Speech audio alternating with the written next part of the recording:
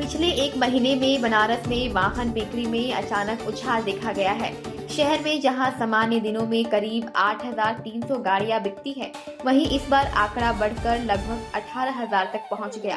युवाओं में दोपहिया वाहनों का क्रेज लगातार बढ़ रहा है। पिछले 3 वर्षों में ही लगभग 3 लाख वाहनों की बिक्री दर्ज की गई है। नया वाहन खरीदने पर रजिस्ट्रेशन की सुविधा अब सीधे डीलर के पास ही उपलब्ध है। टैक्स जमा होते ही वाहन मालिकों को नंबर आवंटित हो जाता है।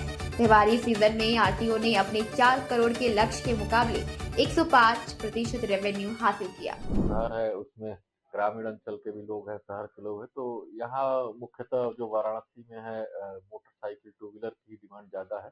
8,500 में 5,500 के आसपास हम लोग मोटरसाइकिल की का रजिस्ट्रेशन किए हैं और उसमें तमाम जो वेरिएंट है जैसे फोर व्हीलर है और भी कई कमर्शियल व्हीकल्स हैं, उसको मिला के हम लोग 8,500 के आसपास पिछले अक्टूबर में हमने गाड़ियाँ दर्ज की है। सर, अगर बात करें पिछले 3 सालों की, तो मतलब क्या कुछ आंकड़ा है जो गाड़ियाँ बिकी हैं अब तक 3 सालों में? एक जो मंथली जो परिवहन विभाग में यहाँ जो रजिस्टर्ड गाड़ी हो रही है, तो उसके अनुमानतः जैसे पर मंथ का हम लोग देखा जाए तो 8,000 के आसपास लगभग के आसपास गाड़ियाँ बिकती है।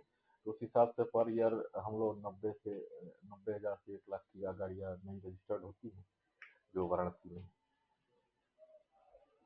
रजिस्ट्रेशन का जो प्रोसेस होता है, वो तो टोटली कैसे, मतलब डीलर के यहाँ से होता है, कैसे क्या होता है? हाँ, परिवहन विभाग द्वारा ये काफ़ी पहले से ही शुरू हो गया है और 100% डीलर पॉइंट रजिस्ट्रेशन है, जिसमें कोई भी कस्टमर गाड़ी जब परचेज़ करता है डीलर के यहाँ से एजेंसी से, तो वहाँ ही उसको टैक्स जमा करना होता है और टैक्स जैसे जमा होता है, नंबर जनरेट हो जाता है और जो वाहन स्वामी है, चाहे कस्टमर है, उसके मोबाइल को मैसेज चला जाता है। अच्छा, अभी जो सीजन बीता है त्योहार वाला, उसमें अगर बात किया जाए कि आरटीओ को बनारस आरटीओ प्रशासन को एक एवरेज कितना, मतलब आंकड़ा, मतलब रेवेन्यू राजस्व जी।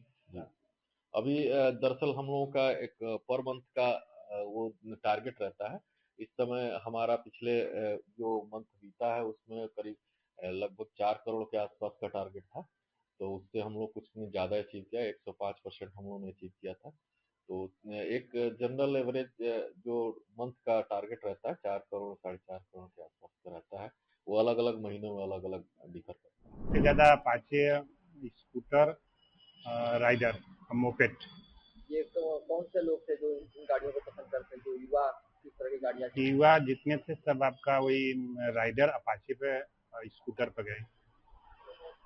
तो जो ऑफ सीजन होता है और जो सीजन होता है, जैसे अभी दिवाली और धनतेरस बीता है, उसमें कितना मार्जिन बढ़ जाता है गाड़ियों के सेल का, और जो ऑफ सीजन जैसे अभी का चल रहा है, कितना अंतर आ जाता है? नहीं, जिससे सीजन रहता है तो मान के चलिए 80% बढ़ जाता है, ऑफ सीजन में भी करीब 30 से 40% कम हो जाते हैं।